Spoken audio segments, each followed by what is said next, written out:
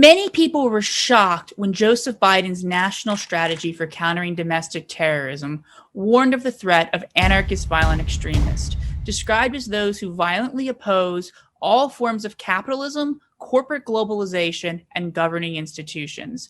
But the use of the phrase anarchist extremist is not new, nor is the definition given. Since 2010, the FBI's website has housed a primer on anarchist extremists that similarly defined this so-called domestic terrorism threat as encompassing a variety of ideologies, including anti-capitalism, anti-globalism, and anti-urbanization.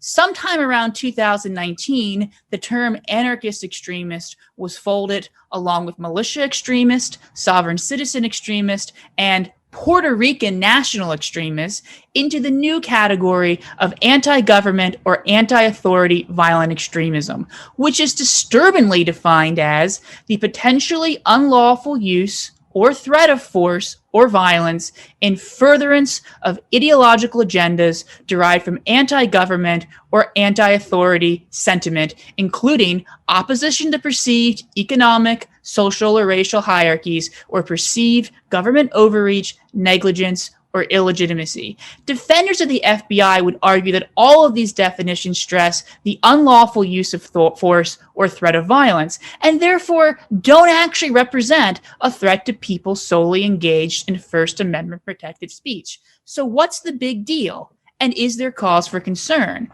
First and foremost, the FBI has repeatedly used its counterterrorism authorities to surveil social movements, including ones it knew were nonviolent, claiming they might become violent later. The FBI has a huge problem distinguishing speech from terrorism.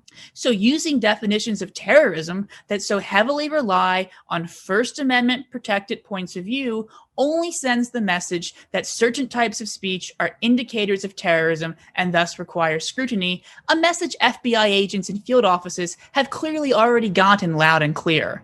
Unsurprisingly, we've uncovered FBI documents where counterterrorism investigations have been justified by the subject's political views, oftentimes with language closely mirroring the terms in these definitions. The FBI's counterterrorism strategies aren't just about prosecuting people who carry out crimes, but preventing terrorism.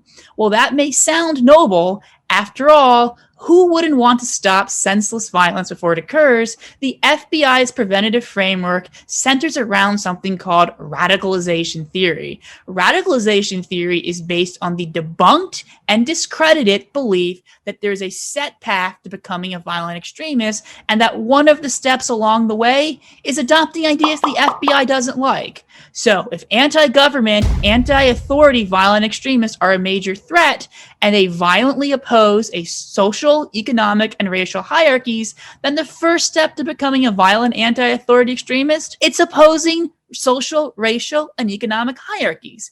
That means political views protected by the First Amendment are considered by the FBI to be a precursor to becoming a terrorist. And in spite of FBI Director Christopher Wray frequently telling Congress the FBI does not investigate ideology, we don't really think of threats in terms of left and right at the FBI. We're focused on the violence, not the ideology. But only engages in properly predicated investigations, he neglects to mention the FBI currently operates under the loosest guidelines since the reforms of the 1970s. The FBI can, without any factual predicate, that is fancy language for a reason to believe someone is engaging in criminal activity or threatens national security, open a type of investigation called an assessment.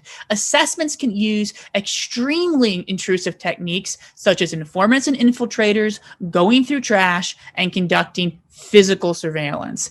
And while First Amendment activity can never be the sole reason to initiate an assessment, it can be used as one factor amongst many. So to summarize, the FBI uses political speech and points of view to define domestic terrorism threats. It states that adopting radical ideas is the first step to becoming a terrorist. It proclaims it's going to prevent terrorism before it happens and has the authority to open assessments without any belief the subjects being monitored are engaged in criminal activity. This is a recipe for political policing, something the FBI has consistently done for over 100 years.